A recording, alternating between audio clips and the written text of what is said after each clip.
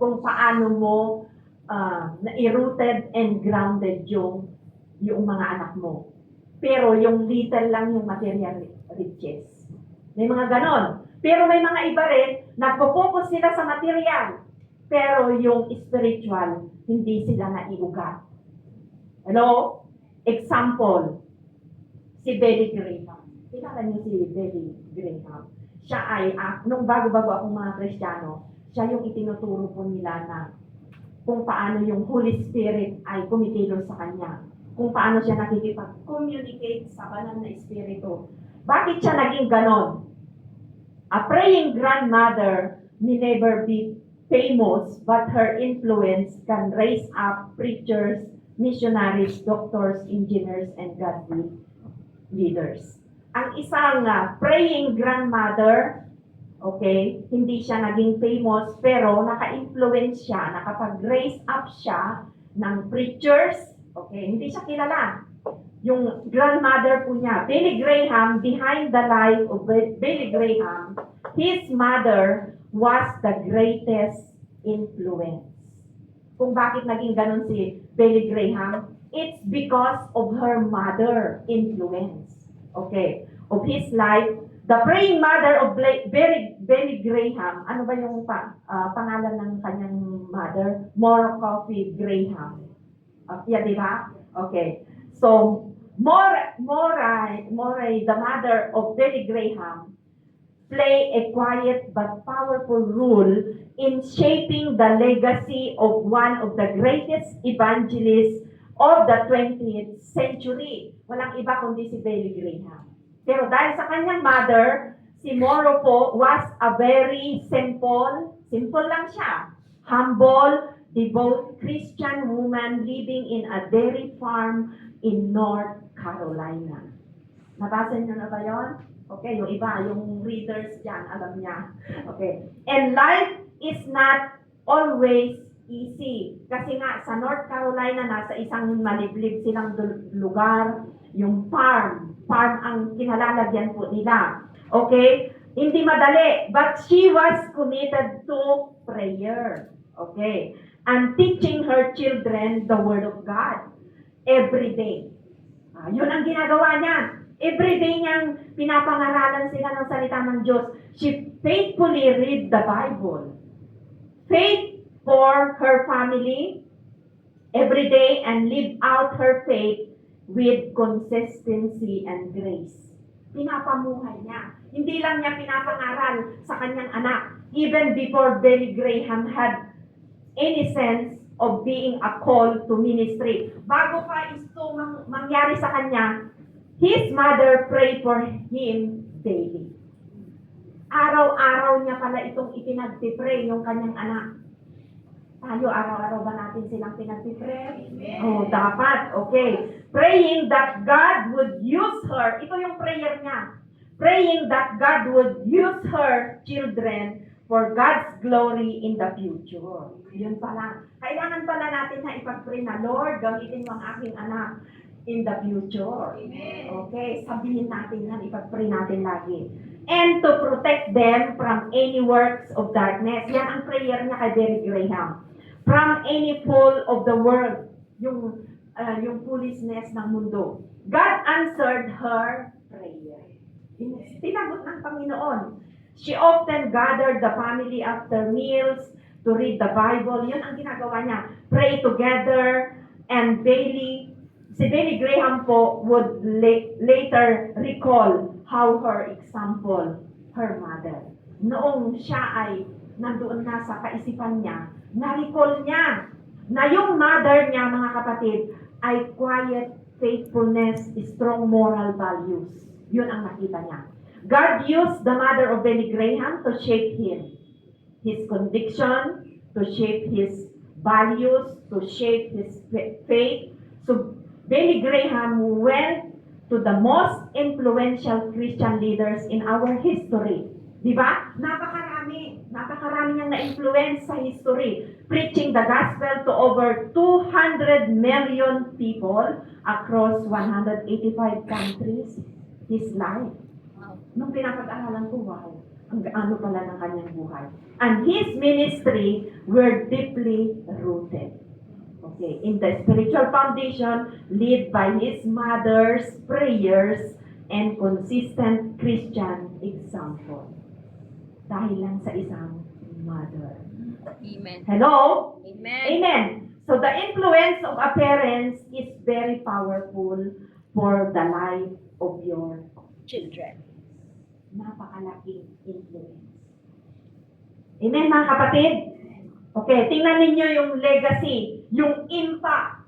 Because of one praying mother, millions heard the gospel. Dahil kay Billy Graham. Thousands of families were transformed. Global movement of evangelism was built. Dahil kung alam nyo, kung mag-preach siya, grabe. Hindi pa niya nahahawakan yung ginaganyan lang niya, nagpipray lang siya, ma-explain na po silang lahat because of the power of the Holy Spirit sa kanyang buhay. Dahil sa influence ng kanyang nanay. Okay, Billy once said, of all the people I've ever known. Ito yung sinabi niya. Of all the people I've ever known, my mother had a greatest influence in my life. Masasabi kaya yan ng anak natin? yung binati ka ng Mother's Day eh, Happy Mother's Day, Mommy. I love you so much. O kaya, you're the best mother. And I pray, sabi niya, ganon, long life, para daw, humaba pa yung buhay at maibalik niya yung lahat ng sakripisyo na ginawa. So means, nakikita nila yung legacy. Grabe, ano? Nakakaiyak.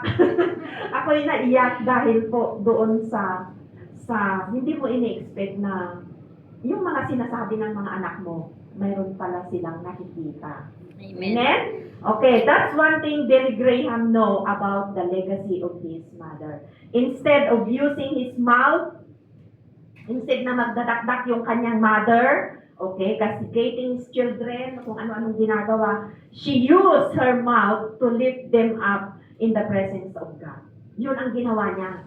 There are so many people, instead of using their mouth by praying of their families, anong ginagawa? They are using their mouth destroying the lives of their children. Amen. Sometimes, yung mga sinasabi natin na di-destroy yung mga anak natin. Kaya, yung mga minsan yung asawa natin, dahil sila yung nandoon, sila yung nakakapagsalita. Kaya minsan, minsan sinasabihan natin sila dahil hindi nila napipigil yung kanilang mga binibitiwang mga salita. Okay, this story reminds us that behind many great men and women of God is a praying parent. Okay, mahalaga yung prayer natin. Quietly waging spiritual war. Tayo yung nakikipaglaban ng spiritual war in their knees, in our knees, asking, praying, and asking God. Lagi tayo yung nakikipaglaban spiritually. Nasa labanan tayo palagi, living a legacy that lives far behind their living spiritual legacy. Yung kung paano tayo, it requires intentional living. Kailangan talaga intentionally nagagawa tayo, magpakita tayo ng isang pamumuhay. Okay? It means walking with God. Yung nakikita nilang yung buhay natin, we are walking with God. Not compromising the word. Hello? Amen. Amen, mga kapatid. So, sabi niya, consistently praying with God, consistently choosing to forgive. Okay, nakikita nila yon na mas pinipili natin magpatawad. Sharing wisdom, investing in others, trusting God every day. Nakikita nila, alam nila na kung tayo ay nagtitiwala ba every day o nagtitiwala lang tayo sa sarili nating paraan. Hello? Amen. So when you live with legacy in mind, your decision gain eternal way. Okay? So kung tayo ay namumuhay with legacy sa ating isip, sa ating kaisipan, yung decision natin mag-gain niya ng eternal way. Okay? Yung impact noon, yung legacy na pinapamuhay po natin, mabigat. Okay.